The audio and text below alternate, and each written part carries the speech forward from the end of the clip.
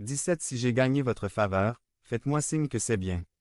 Vous qui me parlez, répondit Gédéon. Nous passons du scepticisme à la considération des possibilités et maintenant, à l'assurance sensorielle que j'étais appelé par Dieu. Dieu, dans sa patience, donne ce vase d'argile, ce vase fragile, il donne au total.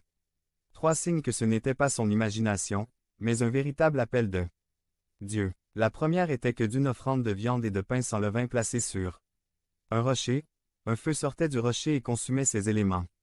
Cela l'a convaincu, un instant, mais apparemment pas assez car plus tard il a demandé un autre signe. À cette occasion, le signe demandé était que Gédéon mettrait une toison de laine sur le sol et le signe serait que si cette toison se levait mouillée de rosée mais que le sol autour d'elle était sec, alors il était vrai que Dieu l'avait choisi pour sauver Israël. Le lendemain, la toison était si mouillée qu'une tasse d'eau en coulait.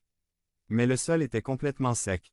Mais non satisfait de cela, Gédéon demanda maintenant le contraire, que le sol soit humide, mais la toison sèche. Dieu, dans sa patience et sa miséricorde envers ce vaisseau fragile, douteux, incertain et vulnérable, a exécuté le signe exactement comme il l'avait demandé. Quelle patience de la part de Dieu! J'aurais dit. Pensez-vous que je suis si désespéré, que je ne peux pas utiliser quelqu'un avec une plus grande foi ou de plus grandes capacités que vous? Mais Dieu a persisté à accomplir sa promesse de salut en utilisant ce vase d'argile et a eu la patience de le confirmer dans l'appel qu'il lui adressait. Dieu tient toujours ce qu'il promet. Qu'il n'y ait aucun doute. Nos défauts, nos limites et nos incapacités sont compensés par la fidélité et la puissance de notre grande alliance, Dieu. Et Dieu a tenu parole envers son peuple de l'alliance, mais il l'a fait de telle manière qu'il est clair pour nous que les applaudissements ici ne sont pas pour Gédéon, mais ici, le glorieux, celui qui prend le gâteau, est notre Dieu d'alliance. 557. Il s'avère que les Israélites s'organisent pour se défendre contre l'armée des Madianites, commandée par Gédéon. Mais Dieu dit à Gédéon ce qui suit dans Juges 7, 2. Le Seigneur dit à Gédéon, « Beaucoup de gens viennent avec toi. Je ne veux pas qu'ils soient fiers lorsqu'ils ont vaincu les Madianites, qu'ils se retournent contre moi et disent qu'ils se sont sauvés par leur propre force. Combien le Seigneur nous connaît. Quand nous sommes désespérés, nous crions au Seigneur.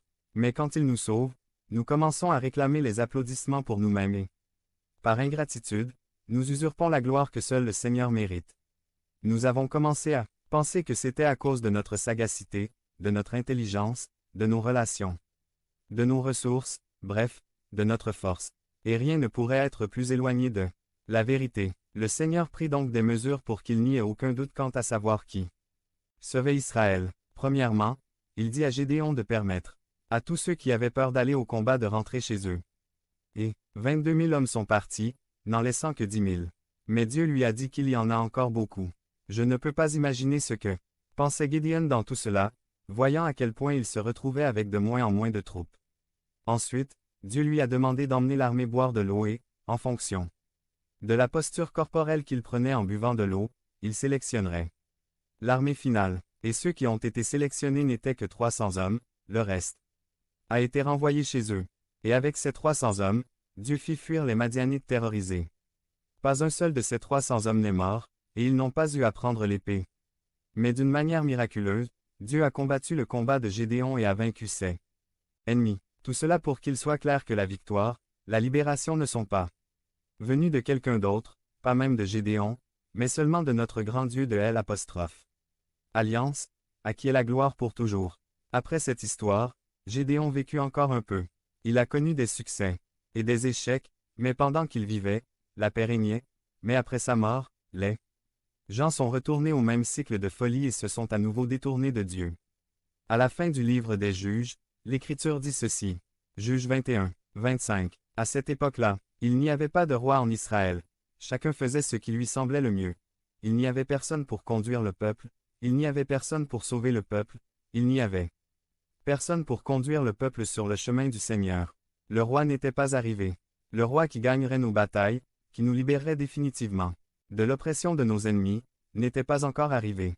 Le Nouveau Testament nous montre clairement que le grand roi dont le peuple de Dieu a besoin est le Seigneur Jésus-Christ. Jésus-Christ est le plein accomplissement de toutes les attentes, promesses et prophéties du grand roi promis. Dieu était si déterminé à accomplir ses promesses que la deuxième personne de la Trinité est devenue homme et a habité parmi nous. Et nous avons vu sa gloire, gloire d'être le seul engendré du Père, pleine de grâce et de vérité. Et étant Dieu, il ne s'est pas accroché à cela mais s'est fait homme et s'est donné pour nous sur la croix pour payer le prix de notre réconciliation, et est ressuscité le troisième jour pour être Seigneur, est monté au ciel et de là viendra juger, vivant et mort. Devant lui, tout genou fléchira au ciel, sur la terre et sous la terre, et toute langue confessera que Jésus-Christ est le Seigneur. De la gloire de Dieu le Père.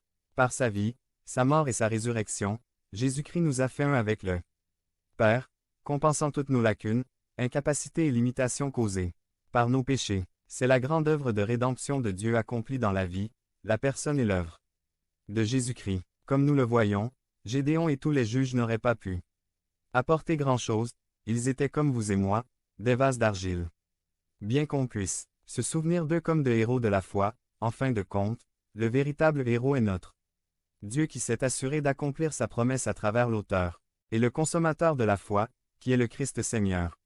Ainsi, notre confiance ne doit pas être placée en nous-mêmes, dans nos ressources, nos capacités et nos attributs, mais uniquement dans le Dieu de puissance et de grâce. Comme Abraham, comme Moïse, comme Gédéon, nous sommes de simples vases d'argile et nous avons reçu un grand trésor qui est l'évangile du Christ. Nous sommes des vases d'argile, fragiles, faillibles, faibles, vulnérables.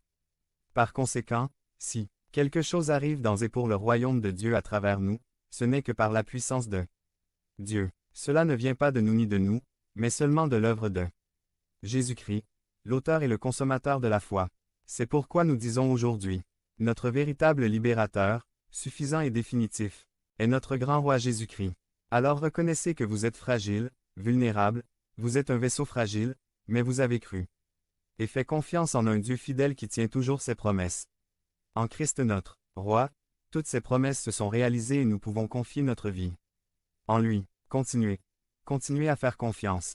Ne soyez pas impatient. Ne te désespère pas. Votre vie est en sécurité entre les mains du Dieu de l'Alliance avec lequel vous êtes unis par l'œuvre du Seigneur Jésus-Christ et qui vous a scellé par l'œuvre du Saint-Esprit pour le jour de la rédemption. Alors que ce jour arrive, continuez à ne pas faire confiance à vos propres forces et ressources, mais seulement au Dieu de l'Alliance et vivez chaque jour pour sa gloire. Devenez membre de la chaîne et soyez un instrument de la parole de Dieu. Ne manquez pas cette opportunité d'avoir un impact sur des vies. Cliquez maintenant sur le lien dans la description et aidez-nous à diffuser la parole de Dieu. La fidélité à Dieu, un but à toujours garder. Par lui marqué. 559. Résumé. Une nouvelle année est l'occasion d'établir des objectifs, des buts et de planifier comment les exécuter avec succès. Aujourd'hui, je vous propose de commencer cette année en vous engageant à être fidèle. La fidélité à Dieu, un but à toujours garder. 1 Corinthiens 4. 2 TL à 2 ceux à qui une tâche est confiée doivent démontrer qu'on peut leur faire confiance. Révélation 3. 11 Voici, je viens bientôt. Retiens ce que tu as, afin que personne ne prenne ta couronne. Luc 16. 10 Celui qui est fidèle dans les moindres choses l'est aussi dans les grandes, et celui qui est injuste dans les moindres choses l'est aussi dans les grandes.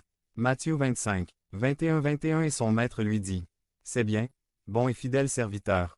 Tu as été fidèle en peu de choses. Je te confierai beaucoup de choses. Entre dans la joie de ton Seigneur.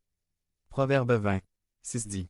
Beaucoup d'hommes se disent pieux, mais qui peut trouver un homme fidèle?